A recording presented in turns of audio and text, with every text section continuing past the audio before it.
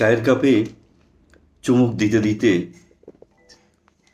জীবনের সংজ্ঞাগুলো খোঁজার চেষ্টা করলাম তোমার করা প্রশ্নগুলোর সঠিক উত্তরগুলো খোঁজার জন্যে। কঠিন প্রশ্ন, জীবনের রং কি ক্ষণে ক্ষণে বদলায়, অনুভবে বদলায়, অনুভূতিতে বদলায়? আমি প্রচণ্ডভাবে চেষ্টা করলাম উত্তর খোঁজার। পরবর্তীতে আমি জীবনটাকে সাজালাম ভিন্নভাবে, কারণ জীবনের সংজ্ঞা নির্ধারণ একেবারে নিজস্ব বিষয়।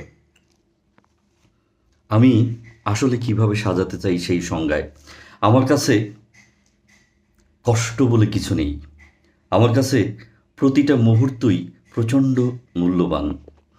বিরহের সুর ধরে আমি ওইভাবে বলতে চাই না, করুণ কেন অরুণ আখি, করুণ কেন অরুণ আখি, দাও গো সাকি, দাও শরাব, দাও গো সাকি, দাও শরাব। এতে সাময়িক পরিতৃপ্তি পাওয়া গেলেও অনন্তকালের সুখ খুঁজে নেওয়ার জন্যে নিজেকে ভিন্নভাবে উপস্থাপন করতে হবে, নিজের জন্যে কিছুটা সময় বরাদ্দ করতে হবে। আমি প্রতি মুহূর্তে বিরহেকে স্বাগত জানাতে প্রস্তুত নই। হ্যাঁ, আনন্দ বেদনার সংমিশ্রণ যদি জীবন হয় তাহলে কেন নয় আনন্দ ধারা বহিছে ভুবনে, আনন্দ ধারা বহিছে ভুবনে।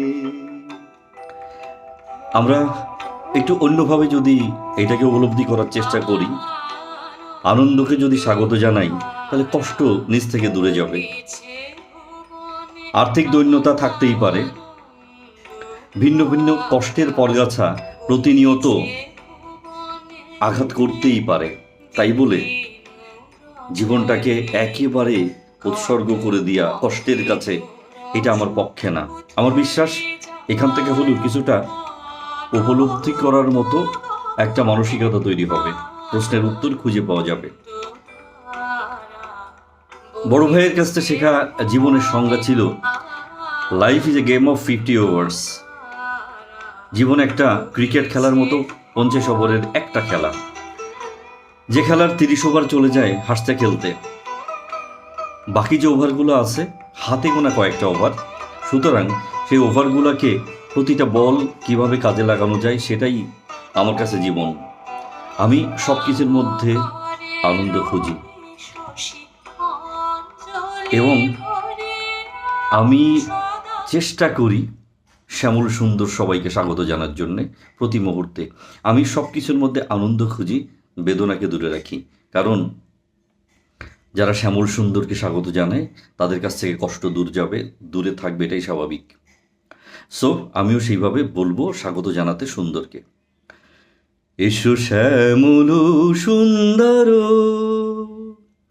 এসো শ্যামল সুন্দর, অনুতব তপহরা তৃষাহরা সঙ্গ সুধা, বিরোহিণী চাহিয়া আছে আকাশে শ্যামল সুন্দর, এসো শ্যামল সুন্দর।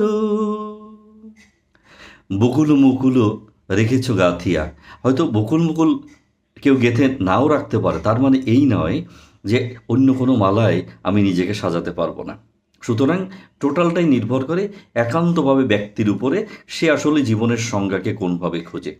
আশা করি সুন্দরকে স্বাগত জানানোর মাধ্যমেই জীবনের নতুন সংজ্ঞা খুঁজে পাওয়া যাবে এই অল্প জীবনের আনন্দধারা কিভাবে আমরা বহমান রাখতে পারি আমাদের জীবনধারায়।